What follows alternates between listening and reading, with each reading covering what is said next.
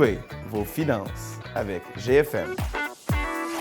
Bonjour à tous. Aujourd'hui, j'ai la chance de m'entretenir avec Julie Gina. Bonjour Julie. Bonjour Jean-François. Aujourd'hui, Julie, on va parler de REE. Premièrement, c'est quoi un REE?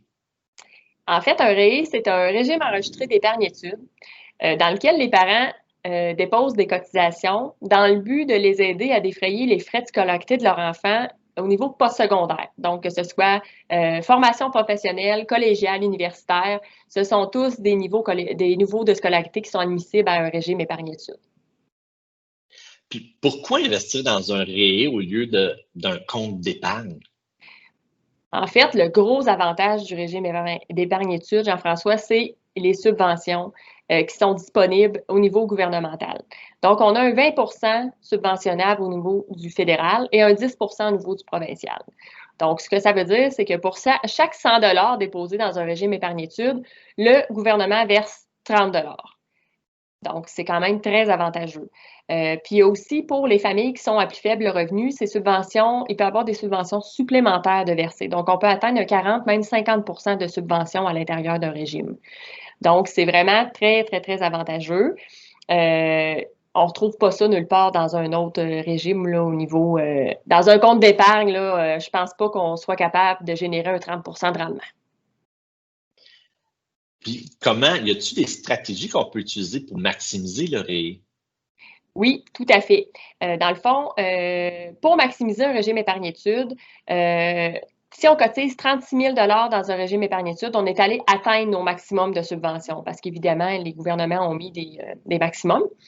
Donc, ça équivaut à 175 $ par mois si on débute quand l'enfant naît jusqu'à son 17 ans, ou dans le fond, le 31 décembre de son 17e anniversaire. Donc, ça, c'est la période subventionnable. Alors, les stratégies qui existent pour maximiser ça, parce que c'est peut-être pas toutes les familles qui peuvent se permettre de déposer 175 $ par mois, surtout quand tu as plus qu'un enfant, on peut se prévaloir du prêt REE, qu'on appelle. Donc, on emprunte un montant qui équivaut aux cotisations qu'on a déposées, on l'investit dans le régime épargne-études pour aller chercher des subventions qui sont en arriérage. Parce que toutes les subventions qu'on n'est pas allé chercher au fil des années, on y a droit de revenir en arrière pour aller les chercher. Il y a aussi une autre stratégie qui peut être intéressante, c'est celle quand on a plusieurs enfants et qu'il y a certains écarts d'âge entre nos enfants. Exemple, notre plus grand est rendu en période de décaissement, mais notre plus jeune a 10 ans. Donc, on utilise. Puis, si jamais notre plus vieux qui va aux études à proximité, donc les frais de scolarité sont plus limités, on retire le régime épargne-études et on peut se servir de ça pour le réinjecter dans le régime du plus jeune pour aller chercher encore des subventions qui n'ont pas été maximisées. Donc, ce qu'on appelle le roulement du régime. Donc, ça, c'est une autre stratégie qui peut être intéressante. OK. Puis comment ça peut me coûter, ça, un REE, justement? Là? Y a-t-il un montant minimum que je dois mettre à tous les mois? En fait, pas vraiment. C'est ça. C'est que c'est vraiment en fonction du budget. On peut même ouvrir un régime épargne-études et pas cotiser, tout dépendamment du revenu familial, puis il y a un montant que le gouvernement peut déposer.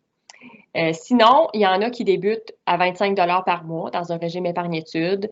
Au fil des ans, parfois, étant donné que les revenus des familles augmentent au fil du temps, on peut augmenter aussi ces cotisations-là. Donc, c'est vraiment quelque chose qui est très adaptable en fonction des revenus des familles et du budget familial, évidemment.